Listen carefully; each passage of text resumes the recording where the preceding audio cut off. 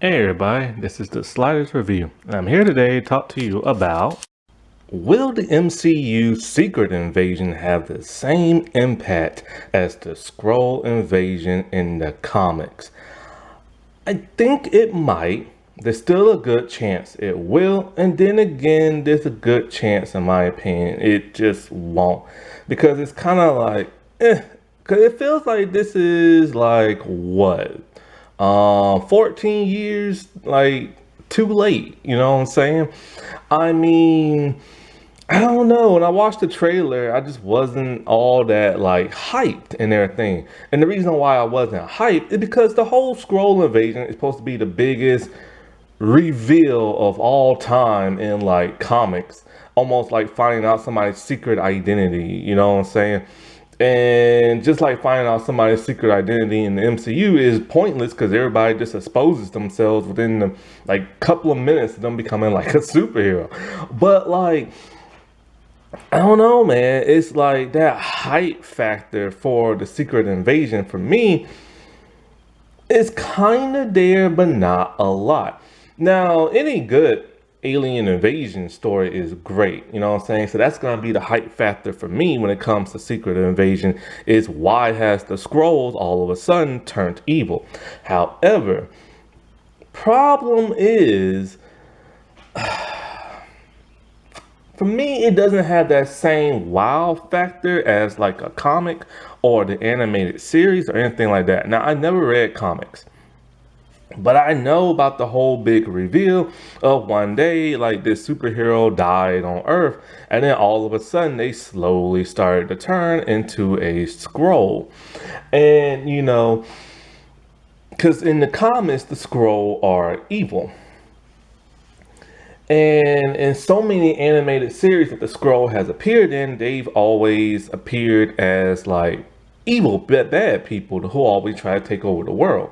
But you know, the heroes always stop them and this and that. So they decided to implant their like, officers on Earth. And since they're shapeshifters, people could not tell if it was them. And for the longest time, and I mean the longest time, like you assume this comic book character was the real deal, and then all of a sudden they shape shifted into a scroll. And that was like, oh my God. So the comic book readers were very shocked and surprised. This person they've been like, getting to know for so many issues is like a complete fake. And it rocked people's world. Now I already knew of this storyline before the Avengers Earth's Mightiest Heroes cartoon series, but I didn't know they was actually gonna adapt it for season 2. And then that blew my mind, just oh my God, they adapted that storyline. And so then it's kind of like, oh my God, who else is like not really who they are? So I was really like excited for that mystery, and it was fun, watching it and finding that out. And so, I guess that can have some appeal in the MCU. But my main thing about the MCU is that sometimes I feel like the scroll had just been ruined from day one. And day one is the Avengers movie. See, the Shatari showed up in Avengers, and they don't have no shape-shifting powers or nothing like that. And they look pretty different than what they look like in the comic. Thing for people who don't know, the Shatari are technically the Skrulls. See, you have your main Marvel comic book continuity, and then you have like an Elseworld type story that is Ultimate Marvel. And in Ultimate Marvel, the Shatari are the Skrull of the main comic book universe. And so when they showed up there, I'm like, oh, cool. What kind of cool thing are they going to do? Are they going to have like a vibranium type skin and all this other stuff? No, no, they ain't have none of that. They ain't doing anything cool. They just were foot soldiers in Thanos' scheme. But it was still fun to watch. But now when you come back and watch the first Avengers movie, I don't know. There's been so many other better movies that came out since that it's kind of like feels a little watered down now. But hey, that was the earliest stages of like the playing games back then. So, you can give it a pass. And so then you think to yourself, because the reason why they had the Shatari is because of the simple fact Marvel movies back in the day tried to be like the ultimate comic books. Now they're trying to be more like the classic comics, and they can get pretty confusing at times. And so then you think to yourself, oh, they're never gonna have the scroll, and then oh wait, that Captain Marvel movie has scrolls. And so then in your mind, when you find that out, you think, oh, okay, they're gonna be the bad guy. No, nope. No, they're the oppressed alien race that's been hunted down by the Kree. And so scrolls are the good guys and everything. And I'm just kind of like, why? Why are you making them the good, sympathetic guy and everything? Why? And not too many people on Earth know about them. And not only are they the good ones, Fury knows about them, Captain Marvel knows about them, some agents of S.H.I.E.L.D. knows about them, and they created a space force known as S.W.O.R.D. And they're supposed to, be up there and, make sure nothing evil's coming to Earth and supposed to alert people on stuff like that. And so they did this huge storyline without even making them the villains first. They just made them the good guys and everything. And they show up in one of the Spider-Man movies, pretending to be like, Maria Hill and that Nick Fury. And at the end, you assume, okay, that's Nick Fury and that Maria Hill. Oh no, it's not. It's a Skrull. What? But you're not really shocked as the way you would be before. Like you're shocked, but not in a conspiracy theory kind of way. Like, you see what I'm saying? And so now, all of a sudden, for whatever reason, the Skrull are pissed off. And they are now the bad guys and stuff. And now they're infiltrating people on Earth. But what made them go bad? Don't know. Gotta watch the show to find out. But here's the thing.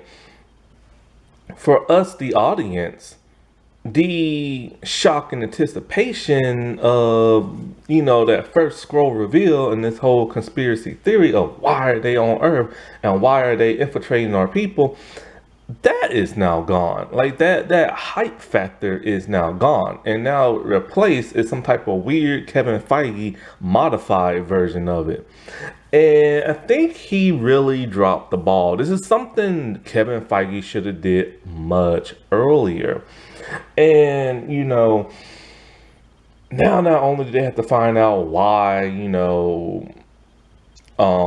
they're on Earth and why we already know why they're on Earth because they're good guys, but we have to find out now why they've turned evil.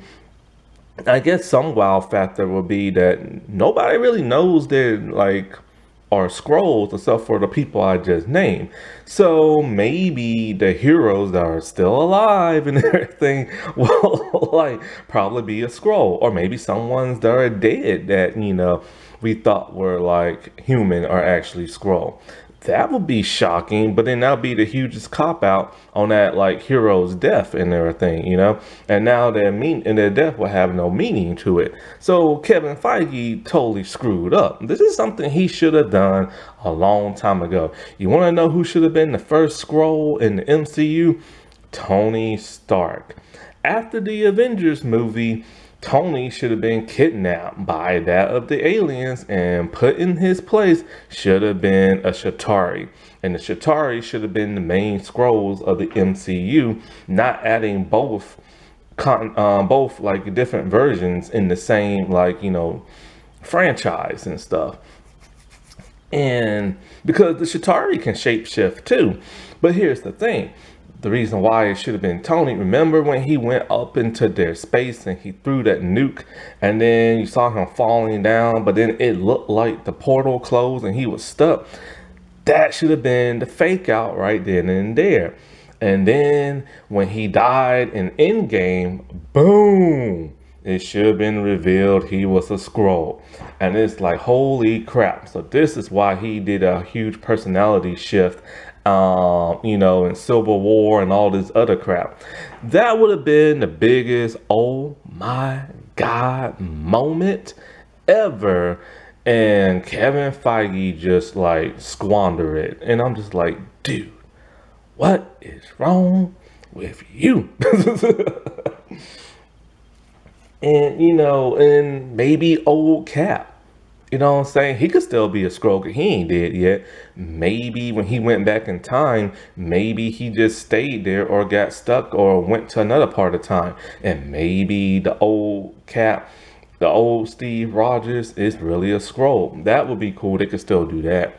But since we don't know what's all been going on back in since the 1960s and stuff, who really cares? You know what I'm saying? But anyway, but you know what's really crazy? Is who did the scroll invasion better and way sooner? Star Trek. Star Trek Deep Space Nine, Voyager, and Picard series all did a scroll like invasion storyline way sooner and way better, and it was an oh my god moment. Like, first you have to go to Deep Space Nine when it all started. And with Deep Space Nine, it started with the founders. See, there was this alien race named the Vorta, and talking about how they're being like oppressed by the Dominion and the founders and stuff like that. The founders wanted to wage war on the Alpha Quadrant. They've already taken over places in the Gamma Quadrant. So Starfleet sends, their ships and their crew on over there to see, to find like the founders and the Dominion and stuff like that. Because they control like the Jem'Hadar and stuff like that. And the Jem'Hadar was some bad foot soldiers. And so the biggest shock of them all was to find out that the founders are the ones that are actually, in charge. And not only that, but they look like Odo. Odo was the only alien species of his race in Star Trek at that time. Odo is from the Gamma Quadrant, and he has no idea they were like, he knew his people were out there, he just don't know what they look like, right? And so it was shocking to find out that the people who are waging war look just like Odo. But that's not the only shocker there is. See, changelings, founders and stuff, they are changelings, they are shapeshifters. So they did a little like, invasion infiltration in the Alpha Quadrant. All of a sudden, people weren't who they were, and they started planting their people on nearly every planet they could, and especially in Starfleet. They did it in the Klingons, they did it in the Romulans. It was a huge oh my god moment. Like, you need to know who was who. And that one changeling made himself look like Chief O'Brien. And he walked up to Cisco. And Cisco was shocked. He's like, dude, what you doing on Earth? Supposed to be on Deep Space Nine and everything.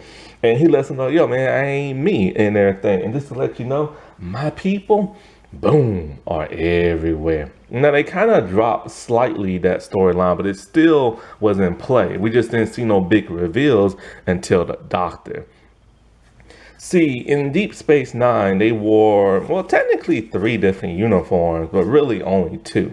You had the more Voyager type uniform and then the more First Contact type uniform. And the Doctor's been wearing the First Contact uniform just like everybody else. Then all of a sudden, Worf and some other people are captured. I think in season 7 it was. And so he's captured, or maybe it was 6, I can't remember. So he was captured along with like Garrick and some other people. And all of a sudden they got captured by Jem'Hadar, like, fighting force, and got placed in their prison. Now remember, the Jem'Hadar, they worked for the founders. And then all of a sudden in that prison camp, guess who you saw? You saw Martok and you saw Dr. Vajir. And, seeing Dr. Vajir in there was the most shocking thing of all, because he's wearing a Voyager style uniform. A uniform that has now been outdated at least a couple of seasons, which means the Doctor who is on Deep Space Nine is an imposter. This entire season and a half, we've been thinking it's the OG Doctor himself, the original dude, but it's not. And then the whole Mott Top thing, that was shocking because he tried to take over Deep Space Nine with a bunch of Klingons, and his son died, and it was like an oh my god moment and everything. Every time they kept doing that, and they did it a couple of times in Deep Space Nine. It was always a shocker. Then you get over to Voyager. We see Chakotay, he's on Earth at Starfleet Academy, and it's like, dude, how the world you get there? And you're all the way in the Delta Quadrant, and this is in the Alpha Quadrant. And then next thing you know, he takes aboard, like, a person from Starfleet. And then it's all like, wait, Tom's here and the Delta Flyer and stuff like that. And then they head back to Voyager, and this dude's been taken prisoner, and Janeway's like interrogating him. She's like, who are you? She's all like, I'm from Earth. I'm in Starfleet, but you're an imposter. Like, who could this be? And it's like, could it be the changelings? Could they have gone all the way to the Delta Quadrant? But no. After this dude kills himself, the doctor injected him with something that made him revert back to his alien form. And it turned out to be species 8472. And this was the hugest shock of them all, because this thing looks pretty. The species 8472 is ginormous. It looks like a giant scorpion on, like, well, I think 3 legs and stuff. And it was like, how did they manage to shapeshift themselves when they don't have that ability? Well, the reason why they doing that is because they planned on infiltrating Starfleet, because they feared that Starfleet is the enemy, because they aligned themselves with the board. But it wasn't Starfleet that did that. It was Voyager that did that, because 8472 was a huge threat. And so this storyline gets completely dropped at the end of the episode, because they wrapped everything up in a nice little bow to, like, make friends with the bad guys, which is something Voyager did a lot and always pissed me off. And this should have been the storyline for Star Trek Picard, but it wasn't. What was in Star Trek Picard, they went back to the changelings and everything. So now all of a sudden, a bunch of people that you assume are like human and all this other stuff are really changelings. Now, I haven't watched the rest of Picard since the first episode, but I've been watching reviews. And so basically it's that whole big reveal. But why? Because, they're convoluted with the new Trek stuff. So who knows why? But the fact is, it was shocking to see the changelings back. And they look different now because they got different VFX. And so, yeah. It's like we've already been spoiled with like all these cool alien invasion shape-shifting things, and the MCU is just now starting to do that. But I don't know if it would have the same effect as it would as those shows I just mentioned, and like, the comics and everything. Because for the simple fact, it's just weird now seeing the good guys all of a sudden turn into the bad guys now. And they should never had the Skrull being the good guys. What was the point of that? Having them sip on a soda through like a straw, just making them MCU-ish and everything. And I'm just kind of like, it would have been more juicier if they would have started off as the bad guys, left Earth, then all of a sudden came back. Not have them, because the thing about the comics is that everybody knew about the Skrulls and everything, because they tried to take over Earth at one point, and then they left, then they came back and started infiltrating people. And now it's not going to have that same effect, because nobody in the MCU really knows about them except for like S.H.I.E.L.D. agents and stuff, and of course Miss Marvel and Monica, and that's about it, you know what I'm saying? And so now all of a sudden they're on Earth and they're pissed for whatever reason. I guess they're pissed because they felt they've been neglected. That's my theory right there. And if that's so, that's a pretty sappy reason. It would have been so much better if they just wanted to take over Earth and everything. And so I don't know. I know they're gonna MCU this. I know they're gonna Disney baby humor this. And I'm just like, I don't know. It's sad that like Star Trek did it first and did it better. Alrighty, well, I'll talk to y'all later. Bye.